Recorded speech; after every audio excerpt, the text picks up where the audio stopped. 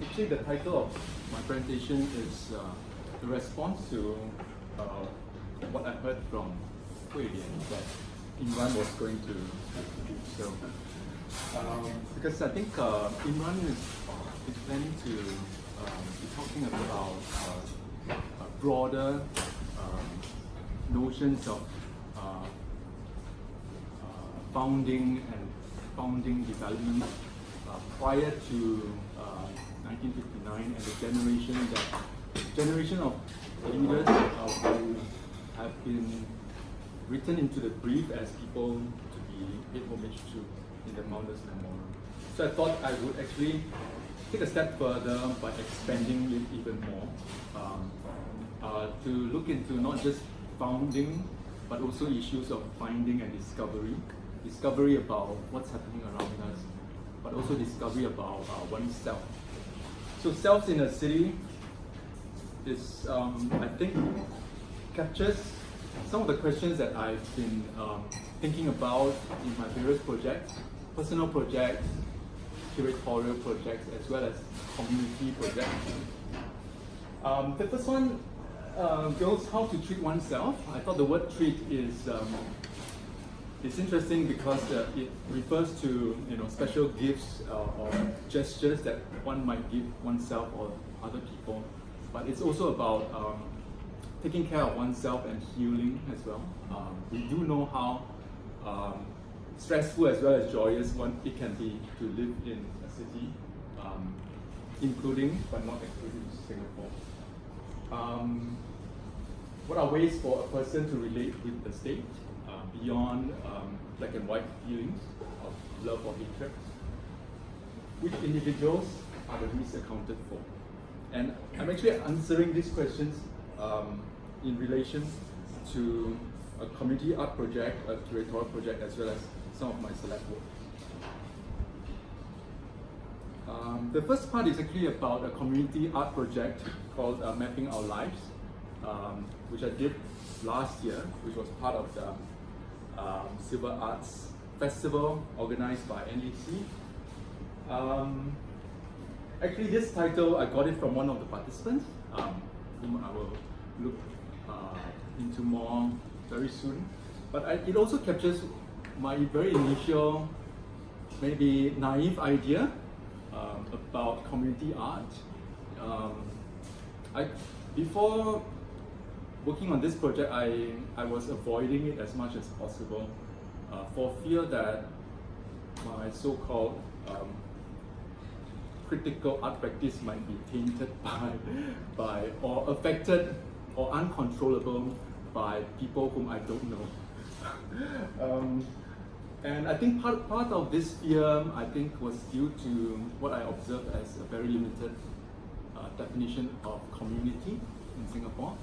Very often it's reduced to family with kids or old people who need to be tickled and who need to be made happier or seem happier. So when I took on this project, I decided I would bring together some of the techniques that I've been working on in my art practice, namely making mind maps and also autobiographical projects of recounting one's life.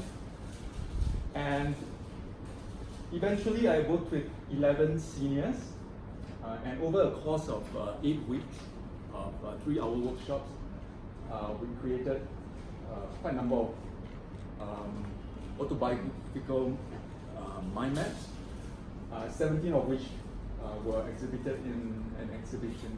So here you get a sense of what was done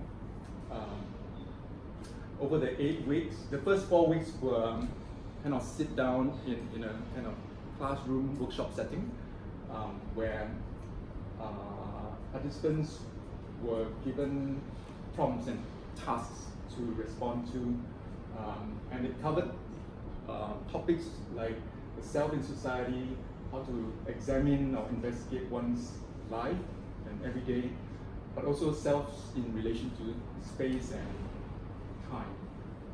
The later half was spent on an excursion to 2 museums, NGS and National Museum, consultation, and also a show and tell at the end. I'm not going through all the projects, but just 4 of them. This is how. This is one side of the exhibition, which is set on a kind of L-shaped floor plan. This is the side facing Victoria Street. When you see this couple in front of 2 of the projects that I'm going to talk about. The first is this panel, or this set of 10 floor plans by Rohaya Mustafa. So basically this is called number 50, and I think this is the address of family home.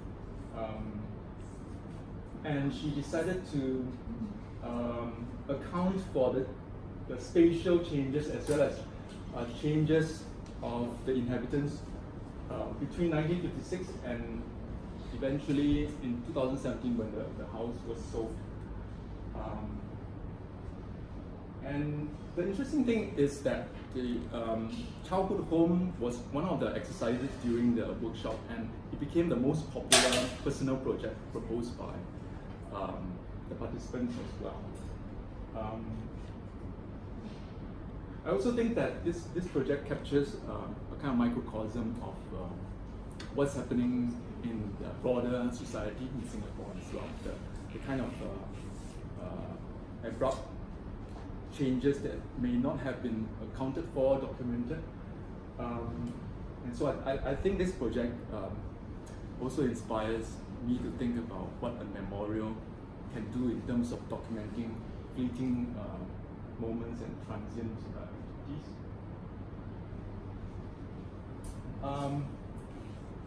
In contrast to Rohaya's very competent architectural drawing, she being a former architect, Edna's map seems to be a bit more childlike or naive. But if you start looking at the legend, you realize that this is actually a very very rich map and important part of Singapore's history. This is a map of one part of Sembawang, specifically the naval base, and it documents Edna's 11 homes within the naval base, because her parents were actually employees of British naval officers. For her, this was an important project because it was a chance to look at the backdrop of her formative years. But I also think that it's an important micro or minor history that we should be aware of, because the situation that she and her family was in was pretty much like a nomad. The irony is kind of like they were born here, or they were at least from the region, but they had to be shifting around to make a living while the naval officers were their employees occupying their spaces. And basically the real background about why they need to shift was that their contracts could last no more than a year for each employee.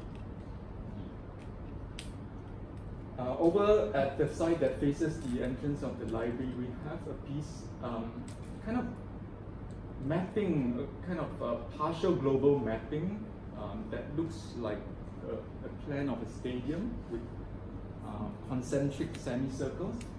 So this was a project by Ho Kim, who decided that her autobiographical work was to map out her international relatives, who many of whom do not know the existence of each other. So these are not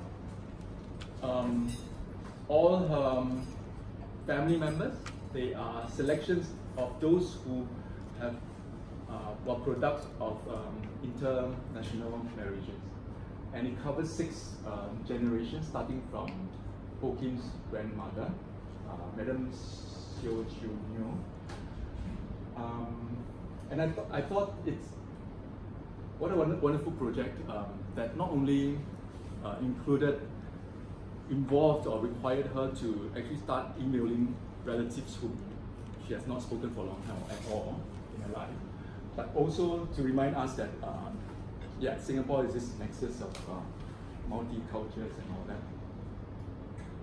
Over at the other side, we have more works, including this sculptural piece that consists of more than 40 strips of paria leaves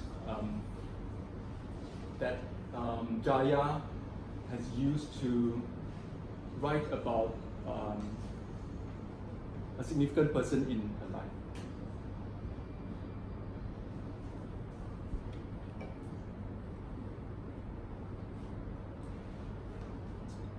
So from the community art project, I would like to talk about one curatorial project that I've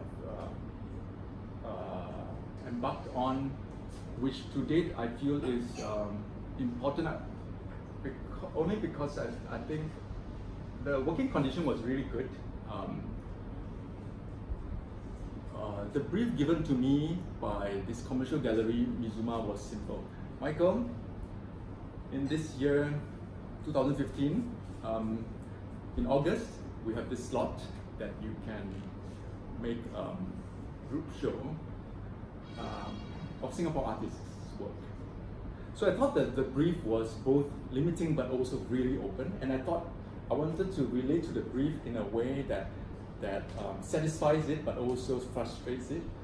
So I ended up working with 7 artists, including myself. And I decided that I would define Singapore artists beyond just nationality. So I included works by artists who were here as a PR or as a visitor, but also artists who are Singaporean by the thing I see, but who have not lived in Singapore much. This is a shot of the exhibition of works from one corner of the gallery. And it's important to also state that most of the works were not new, meaning that they were not made in response to my brief. They were really, most of them were made works, and I told myself not to be restricted by a brief, but to just ask myself, in this past 10 years or less, what were the works that I've seen that have done something to me in my head that sticks with me?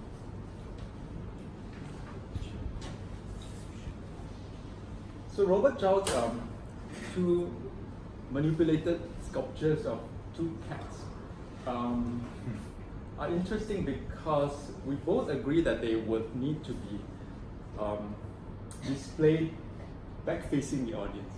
Okay, so you saw the 2 cats here because the photographer Han was shooting from the wall. But I think what Robert Chow is trying to do with this project and his broader project is to not so much get us to take very committed sides on our relationship with nature, broader nature, but to be very critical about the camp that we choose to be in. Meaning to say that he is an activist about animal rights, but he's not ready to say that, you know, he would be on the same side as cat lovers or anti-shark activists, anti-shark hunting activists. He's not. What he's trying to do with this project, which basically has got 2 maybe Siamese cats that he actually bought from Thailand. So they're ready-made souvenirs. What he did was to do 2 simple gestures to each. One to snip off part of the left ear, and then to coat the wound with gold foil. And basically this gesture repeats the action that would be that the stray cats in Singapore are subjected to, right? They are sent to be neutered, and then to indicate that they have been neutered, part of the ear is cut off. And it's not a practice unique to Singapore, but Singapore is one of them doing so. I think this quote from him captures it better than I could ever do. So let me read it. Stray cats in Singapore have their ears clipped to show that they have been spayed, so that they will not be sterilized twice. People love their cats and they want to have the creatures around, but not too much. And they sure don't want these cats fucking all over the place. So this work is interesting for me because it brings to light the kind of neuroses or kind of controlling thing that modern society tends to have, which is to be kind on the one hand and yet be really violent with the same act of doing two medical or bodily processes of sterilization and also removing part of the body. I also see this work as interesting, and there's something to do with the cat not facing the audience, because I think whatever feelings we have towards this cat, whether it's sympathy or otherwise, they are not really bothered by what we think of them. So I find this interesting. And Ray An decided to take this very popular photograph or footage of the late Lee Kuan Yew, the Prime Minister, during the separation, the televised coverage of separation of Singapore from Malaysia, 1965, and decided to do a number of things to it. He zooms in really close until what you see is one eye, part of his mouth and part of his nose, and then he has this projected using LCD projection and have it re-photographed. He also changed the format of the landscape TV format to something vertical. And I thought this was interesting because what it has created is a situation that is visually but also conceptually urging us to relate to the state and to our founding leaders in particular ways. So when you actually go near, all you see is pixels, like a pointillist painting, but you get away from this, you may or may not actually see steadily tearing.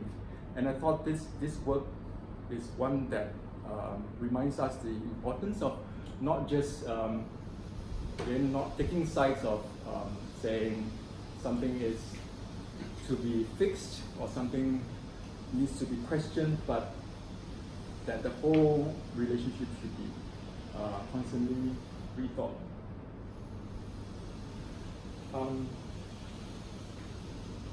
Hope that's internet.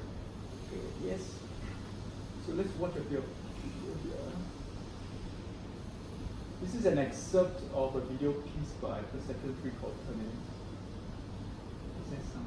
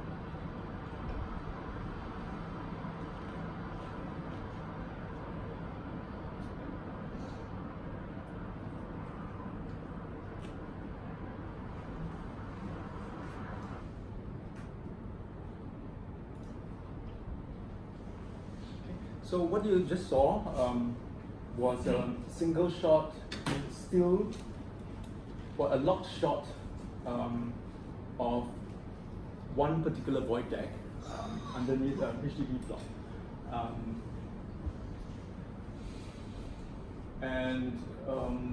Actually, this was the work that started the whole idea of my exhibition at Mizuma Gallery. Because I thought this work was mesmerizing visually, but it also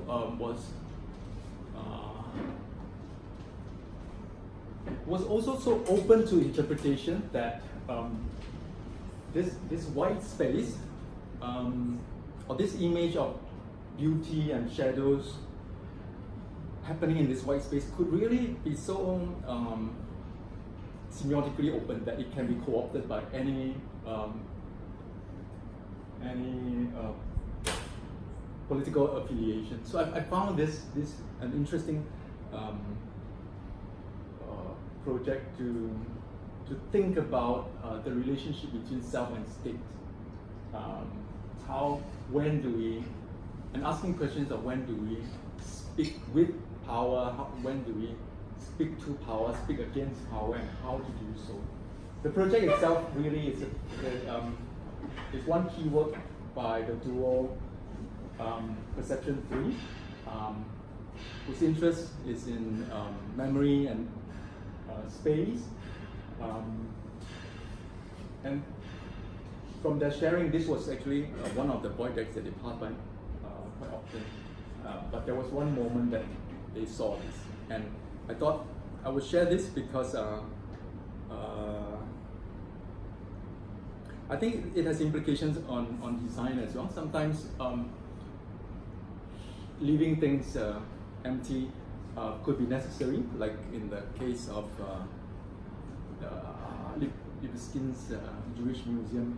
But in other cases, it could be the best way and the most efficient way to. It's easier to undo emptiness than to redo a chunk of things. Yeah.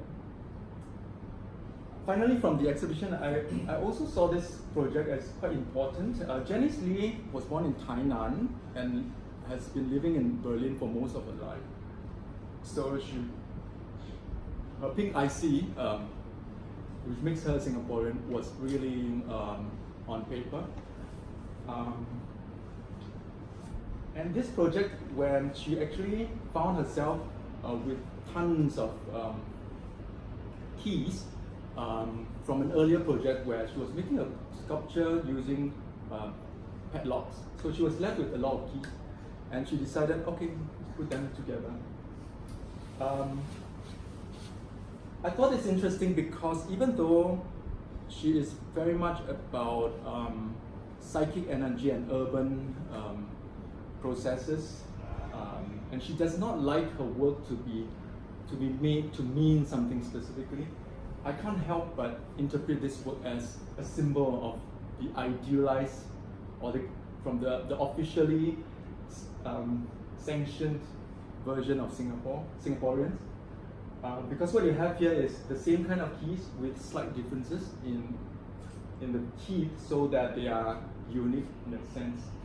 And this was, for me, my curatorial take on this work, which is that she did not intend for this to represent Singaporeans, nor to represent specifically government's view of Singaporeans, but I can't help but interpret it as such, because it really looks like a case of how the perfect Singaporean would be, that we are always negotiating between somebody unique and nobody in particular.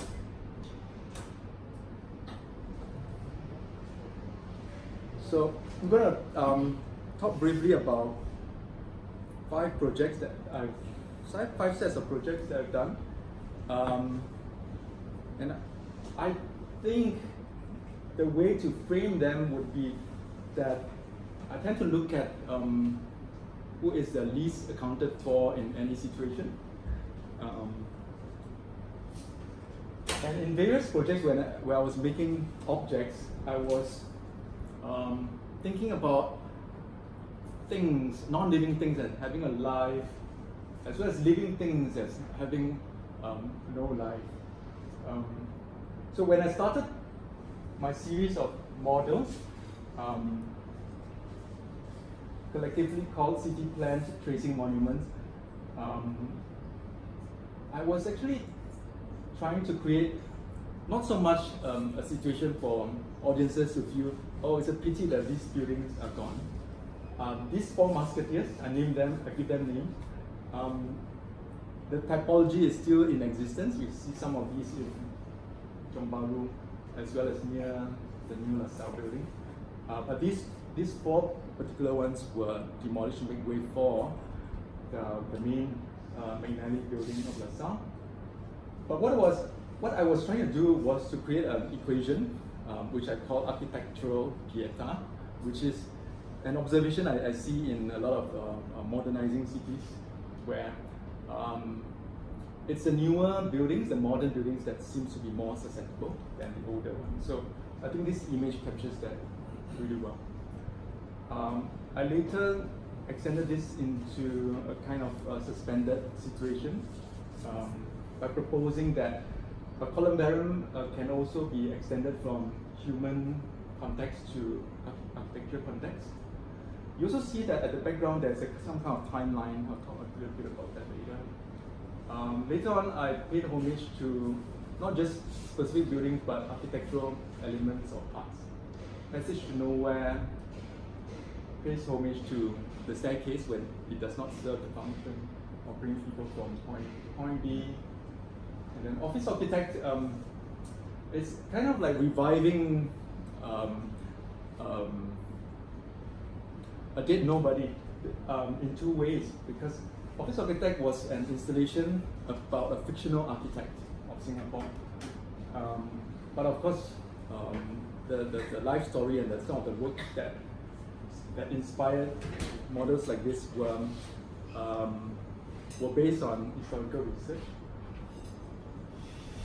And recently I found what I see by now a cool way to think about memorializing old buildings by giving it life, by letting it house another life. So this model of National Theatre, as you can see, includes in the title the lifespan of the buildings. And so it's like my little twist on how buildings are usually timed in terms of start and end of construction. I change it to more personal context. I also thought that a monument should not really just be about achievements and happy news. So in my original proposal, or an earlier version of my mural at Teluk Blangah MRT platform, I had people like Wang Na, whom some of you might know is a mainland Chinese girl who was murdered and whose body was found on Teluk Blangah Hill. So the news was kind of leaked out to the media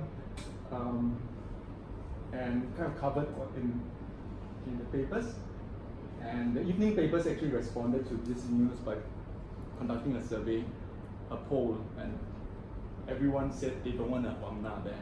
And of course, who wants to have, but the comments were interesting, and they were objecting to it on various grounds. They don't want any bad news in the MRT station, but they were also saying things that sound a little bit unfriendly, like she's not even Singaporean and things like that.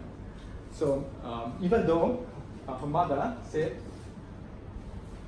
I'm okay with the idea if the artist is simply adding the name to the art piece in her memory. Said the mother who now for them was living in Taichung. So a lot is said about failure as being mother of success, but very often it's taken like lip service. So I decided that I would, in my project called Consolations of Museology, which was to conceive 10 hypothetical museums to console people of their weaknesses or failures, I decided to have one sited in Singapore, and I would call it Federation of Failures. And it was in part a homage to Nietzsche, who feels that the most interesting life that we can get is one where we embrace challenges and difficulties. And so in my really naive, conceptual mind, the building that is going to house this Federation of Failures will be one that is also very difficult and maybe costly to build, one that has a lot of cantilevering.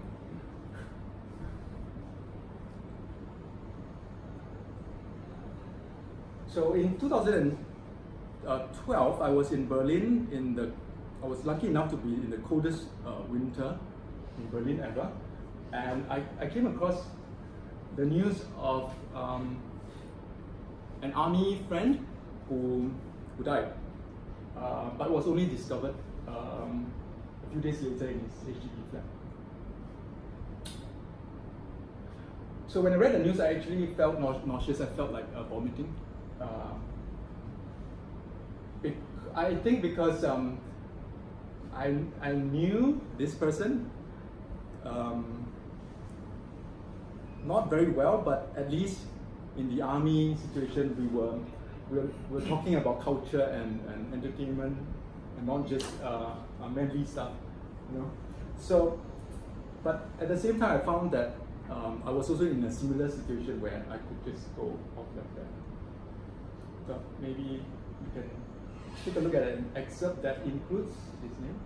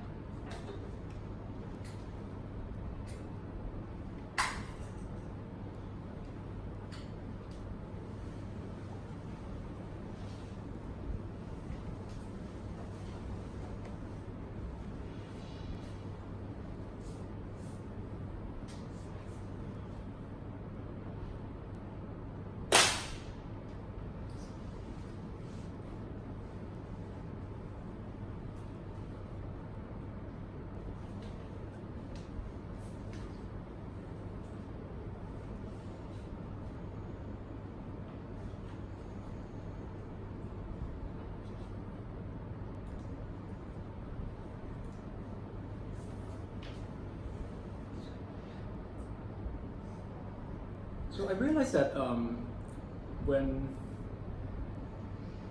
I don't take to the passing of friends and very well, in the sense that I don't know what to say to people, and initially I thought it's a weakness, but I also then recently realized that it's natural to not know what to say, and it's maybe sometimes better not to say anything.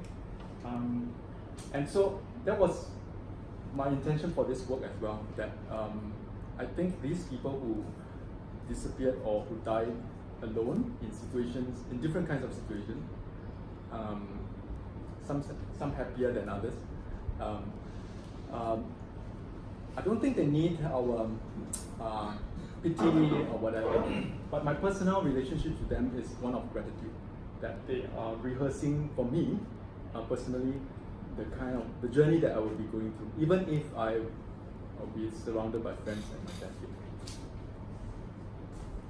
Finally, I realized that one of my 10 prints from the series Secondhand City was about a monument. And maybe it was more about memorial as well. It's called No Unturned Stone, and it's basically, unlike the other episodes in the series that have like architectural drawings, this one is really a collection of statistics inspired by the graphic designer Nicholas Stelton, who would make annual reports of his daily life. Just want to read what is within the text, within the artwork. No Unturned Stone. NUS. It's a monument through which many people, events, and the environment have reached an accord. Statistics are automatically reinscribed every hour, and the monoliths form may morph, mildly or wildly, depending on new, dropped, or recovered categories. In this manner, NUS positions man outside his architecture so that he may forever contemplate his existence, non-existence. If he is an innovator, agent, or variable in the larger scheme of things. So I think my ideal monument is one that is not fixed physically, and also not fixed in terms of the content, but always knowing that there are people or there are individuals of the broader community that have been left out in any form of remembering.